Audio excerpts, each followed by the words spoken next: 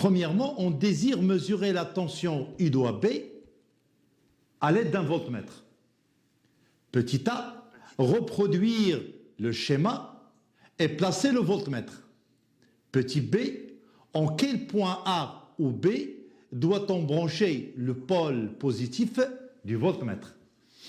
Ensuite, deuxièmement, le cadran du voltmètre mesurant la tension continue U doigt B est le suivant.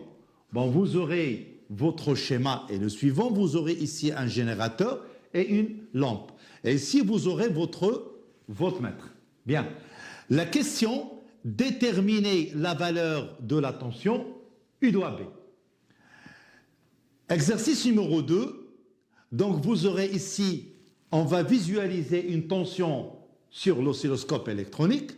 Donc, cette tension est-elle alternative ou continue? Deuxièmement, cette tension est-elle périodique, justifiée? Troisièmement, quelle grandeur est représentée sur l'axe horizontal et quelle est son unité? Ensuite, quatrièmement, quelle est la grandeur représentée sur l'axe vertical? Quelle est son unité? Cinquièmement, quelle est la valeur de la tension maximale? Sixièmement, quelle est la valeur de la période? Et septièmement, calculer la fréquence. Et huitièmement, quelle est la valeur efficace de cette tension? Comment aurait-on pu la mesurer? Bien.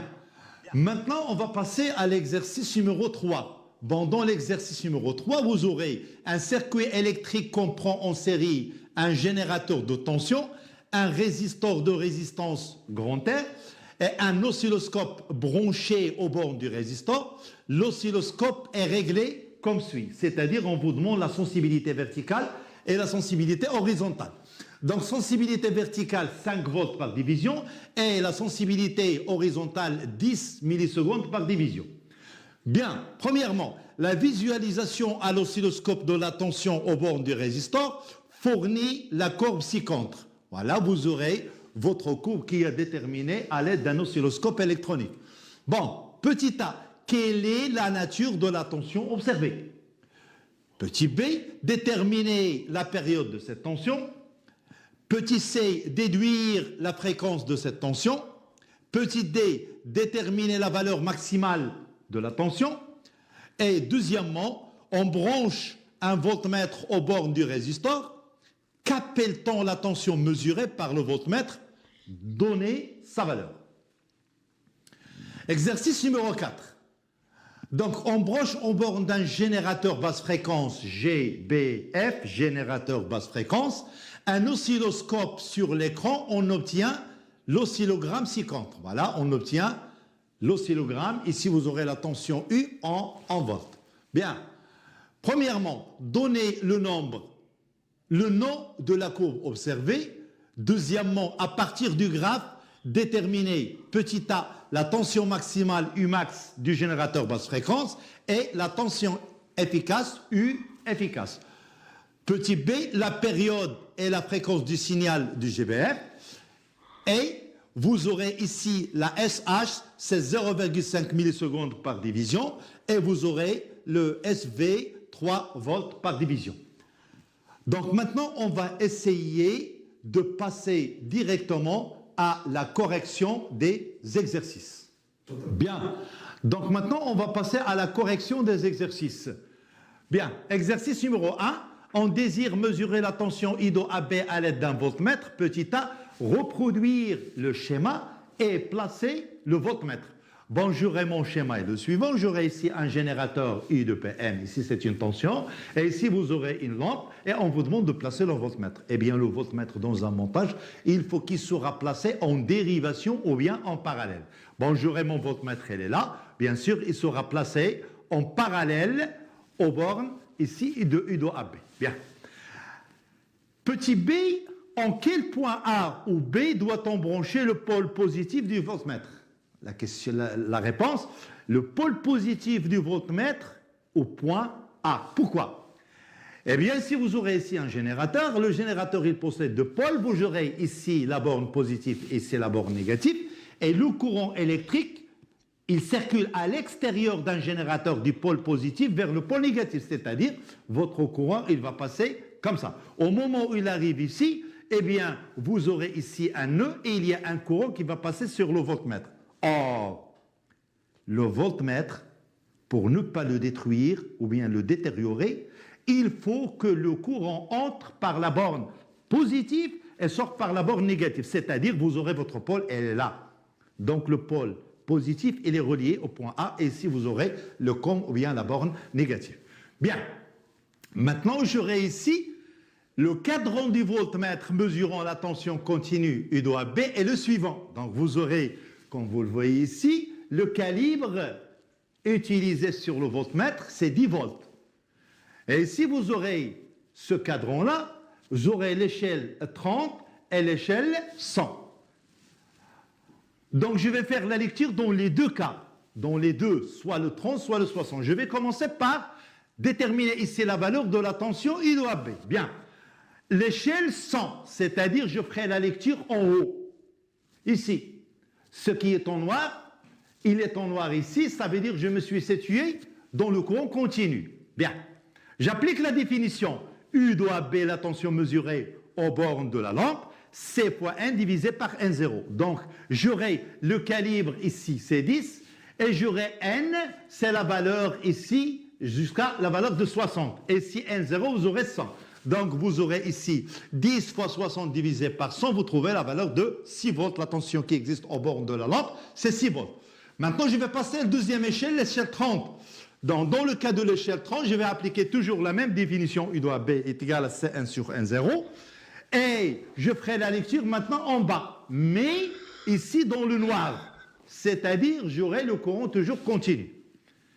La valeur mesurée ici, 30, j'aurai 5, etc., jusqu'à la valeur ici, 15, 5, ici vous aurez 15, 16, 17, 18, voilà. Et vous aurez 10, c'est le calibre, volts, 10 volts fois 18 divisé par 30, vous trouvez 6 volts. C'est-à-dire, au moment où je ferai la lecture soit sur l'échelle 30, soit sur l'échelle 100, on trouve toujours le même résultat. Bien.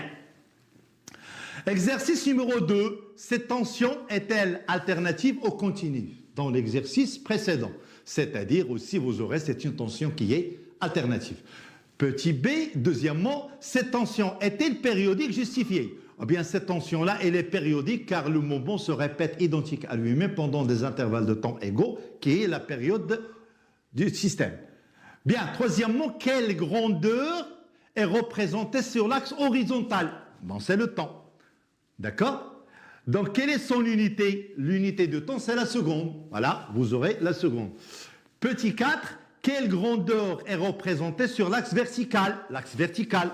Donc l'axe vertical, c'est la tension, c'est la DDP. Donc sur aussi là, la tension. L'unité de la tension, quelle est son unité? Eh bien l'unité de la tension, c'est le volt. Bien. Maintenant, j'aurai ici, cinquièmement, quelle est la valeur de la tension maximale? Bien.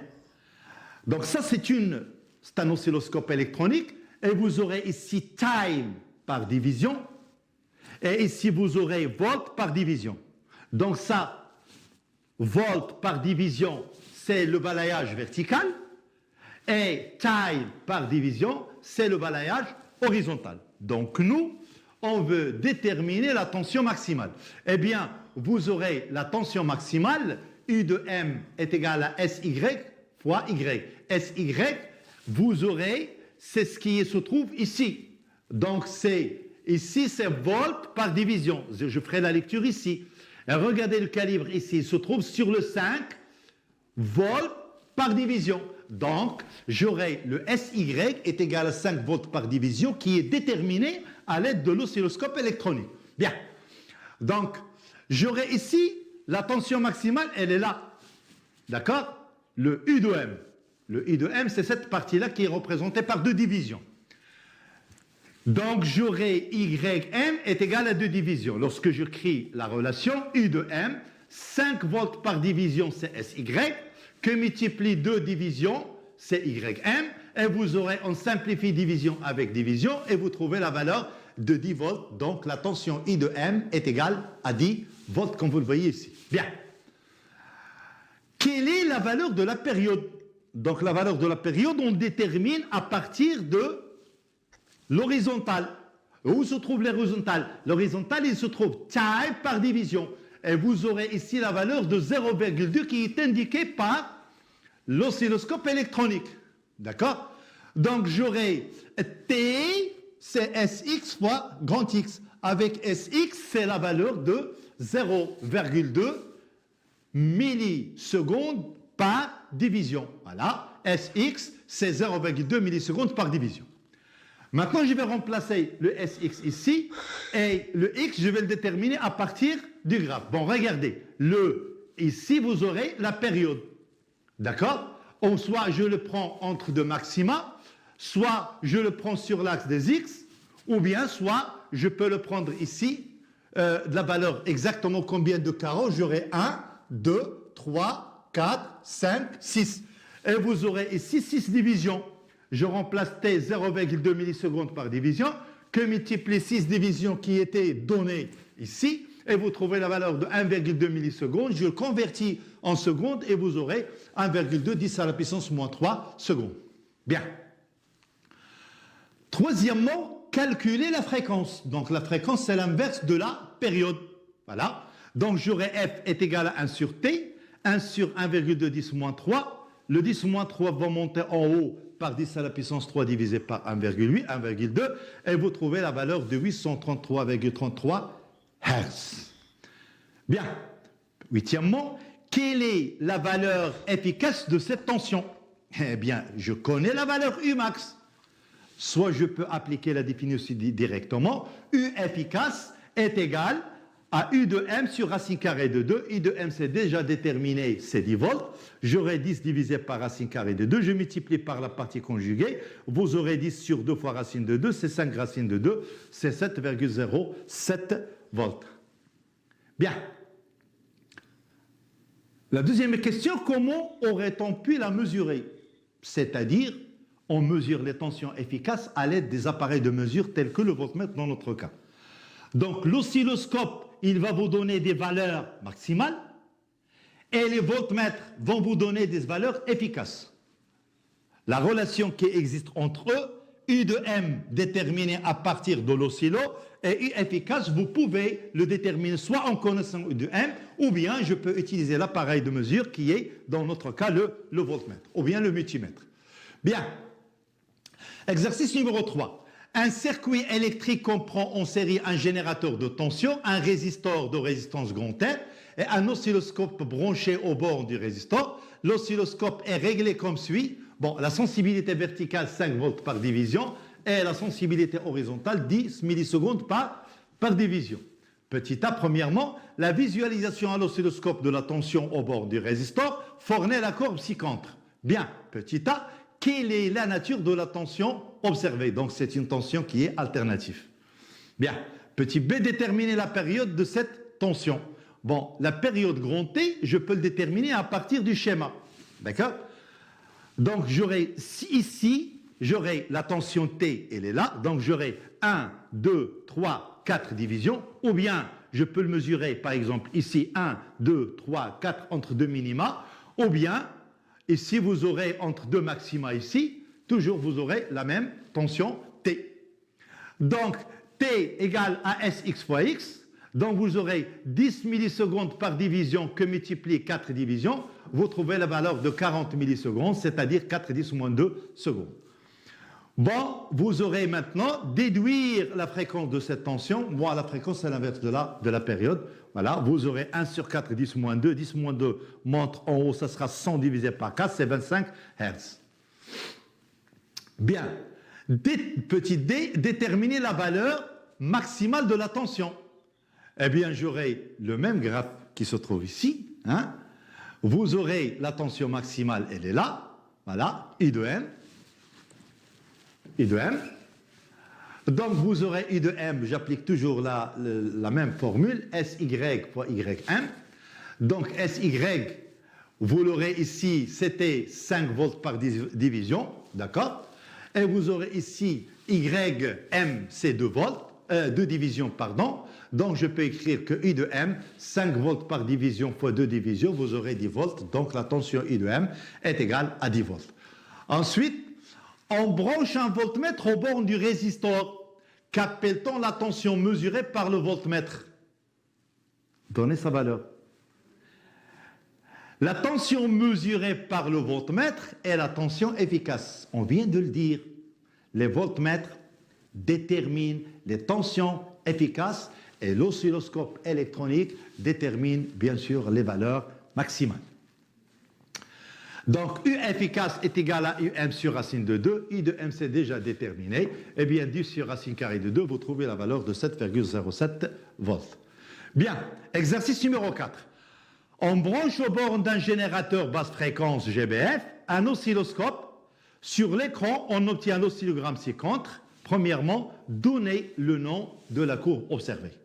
Donc toujours soit une courbe périodique, soit alternative, etc. Donc notre cas, vous aurez courbe alternative périodique. À partir du graphe, déterminez, petit a, la valeur de la tension maximale. C'est comme l'exercice précédent. Bon, vous aurez, votre schéma est le suivant. Donc la tension maximale, j'aurai ici le SV égal, et le SV 3 volts par division, et le SH c'est 0,5 millisecondes. Ça, SH c'est le balayage horizontal, et ça, SV, le balayage vertical. Donc pour déterminer la tension maximale, la voilà. C'est-à-dire d'ici à ici, c'est une tension maximale, I de M. Et vous aurez 2 divisions.